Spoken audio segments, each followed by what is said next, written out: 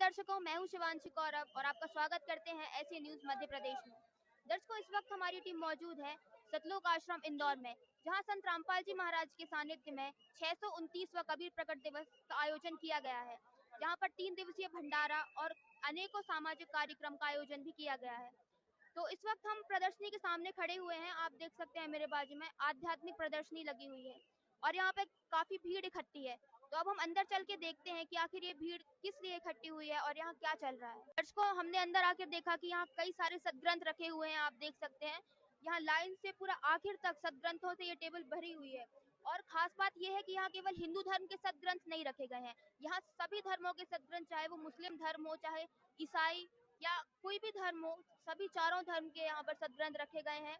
और जो लोग यहाँ पर बैठकर ज्ञान चर्चा कर रहे हैं, उनमें से कुछ संत रामपाल जी महाराज से उपदेशी हैं और कुछ अनुपदेशी भी लोग आए हुए हैं। तो आइए अब हम अंदर चल के जानते हैं कि यहाँ वास्तव में क्या चल रहा है। तो दर्शकों, और अंदर आने पर हम देखते हैं कि मेरे जो बैकग्राउंड में आपको दीवार दिख रही है, उसे भी काफी अच्छे तरीके से सजाया गया है। यहाँ सभी सदग्रंथों, धर्म ग्रंथों से वाणियां लिखी गई है, सभी के प्रमाण बताए गए हैं। और उस तरफ आप देख सकते हैं कि कुछ कथाएं हैं कबीर साहिब की, उन्हें भी चित्रों के माध्यम से बताया है। जैसे इधर आप देख सकते हैं कि यहाँ जैन धर्म के बारे में बताया गया है, फिर हिंदू धर्म की श्रीमद् भगवत गीता अध्याय 15 श्लोक 1 के बारे में बताया गया है। उसके आगे गुरु ग्रंथ साहिब यानी सिख धर्म के बारे में बताया गया है। और ऐसे ही और आगे हम चलते जाएंगे तो यहाँ हमें भविष्यवाणियां दिखाई देंगी। जो संत रामपाल जी महाराज को लेकर जो कुछ भविष्यवाणियां की गई हैं, उनको भी यहाँ लगाया गया है। तो यहाँ हमें काफी अच्छा वातावरण देखने के लिए मिलता है कि पूरा वातावरण ज्ञान से भरपूर है और सभी लोग यहाँ काफी शांति से बैठकर ज्ञान चर्चा कर रहे हैं। तो दर्शकों, मेरे पीछे जैसा कि आप देख सकते हैं कि काफी सारे लोग यहाँ बैठे हुए हैं। तो एक तरफ संत रामपाल जी महाराज के शिष्य बैठे हुए हैं सभी धर्म ग्रंथों के साथ में, और दूसरी तरफ वो लोग बैठे हैं जिनको किसी भी विषय पर शंका है। तो संत रामपाल जी महाराज के जो शिष्य हैं, वो किताबों से खोल खोल के प्रमाण दिखा रहे हैं और इन लोगों की शंका का समाधान कर रहे हैं। तो आइए इनमें से हम जानते हैं कि आखिर इनको क्या शंका है और क्या संत रामपाल जी महाराज के शिष्य उनकी शंका का समाधान कर पा रहे हैं। नमस्कार सर। मेरे मन में डाउट है, गुरु कैसा होना चाहिए मुझे। गुरु कैसा होना चाहिए? सर, इनका सवाल है कि गुरु कैसा होना चाहिए, तो इस बात का उत्तर आप कैसे देंगे? सच है, जरूर इनका प्रश्न है कि गुरु कैसा होना चाहिए, है ना। आप जी का यही प्रश्न है। तो गुरु बनाने के लिए हमें हमारे सदग्रंथों से प्रमाणित करना पड़ेगा कि गुरु कैसा होना चाहिए, है ना। देखिए, ये श्रीमद् भागवत गीता है। इसमें भगवान कृष्ण और अर्जुन का संवाद चल रहा है कि भगवान गुरु कैसा होना चाहिए, गुरु कैसे बनाना चाहिए, कौन सा गुरु होना चाहिए। तो इसमें प्रमाण दिया गया है, या बता रहे हैं कि भगवान गुरु कैसा होना चाहिए और उसकी क्या महत्वता होती है हमारे लिए। तो अर्जुन ने पूछा कि भगवान गुरु के बारे में मुझे बताइए। तो भगवान जी बता रहे हैं कि गुरु जो होता है, देखो इस पे लिखा है स्पष्ट, यहाँ लिखा है कि धन्य है अर्जुन तू और तेरी माता भी धन्य है, जिसने तुझे ऐसे पुत्र को जन्म दिया जिसने गुरु के बारे में पूछा है। तो ये बताया कि गुरु कौन, जो गुरु संसार, जिसने पूरा संसार बनाया, ये लिखा है। देखो क्या बोला है कि हे अर्जुन, सारे संसार के गुरु जगन्नाथ है। अब जगन्नाथ कौन? जिसने पूरा संसार बनाया, जिसने पूरी कायनात बनाई, वो जगन्नाथ है ना। फिर आगे बताया कि ब्राह्मण का गुरु तो सन्यासी है। अब सन्यासी किसके बारे में बताया, सन्यासी किसको बताया भगवान ने? देखो, ये सन्यासी उसको कहते हैं जिसने मेरे सबको त्याग करके मेरे विषय मन लगाया। भगवान कृष्ण बोल रहे हैं कि मेरे विषय मन लगाया, है ना। फिर आगे बताया है कि वो गुरु कौन, वो सन्यासी गुरु, वो जगत गुरु होता है। कैसा होता है? वो जगत गुरु होता है ना। फिर आगे बताया कि उस गुरु की सेवा हर तरीके से करना चाहिए। कौन सा गुरु? जो जगत गुरु है, वो जो भगवान डिफाइन कर रहे हैं। जैसे हमारे सदगुरु रामपाल जी महाराज बताते हैं कि गुरु की महत्वता बहुत बड़ी होती है। गुरु कैसा होता है कि सदगुरु के लक्षण कहूँ, मधुरे बेन विनोद, 4 वेद 6 शास्त्रों कहे 18 बोध। तो हमारे सदगुरु रामपाल जी भगवान जो है ना, इन चारों वेदों से और हमारे जितने भी धर्म शास्त्र है उनसे प्रमाणित करके बता रहे हैं कि गुरु कैसा होना चाहिए। तो इनको जो डाउट है, ये भगवान जी की दया से श्रीमद् भागवत गीता से क्लियर किया जा रहा है, जो भगत जी ने प्रश्न किया है। इसमें स्पष्ट लिखा है कि गुरु सन्यासी होना चाहिए और वो चारों वेदों को जानने होना चाहिए, 18 शास्त्रों को जानने वाला चाहिए, 18 पुराणों को जानने वाला चाहिए। तो ऐसा गुरु होना चाहिए जिससे हमारा जन्म मरण का मोक्ष भी छूटे, मोक्ष भी हो जाए, और यहाँ भी ये लोग भी सुधरे और अगला हमारा परलोक भी सुधर जाए। इसलिए इनको ये श्रीमद् भगवत गीता से क्लियर किया जा रहा है गुरुजी के बारे में।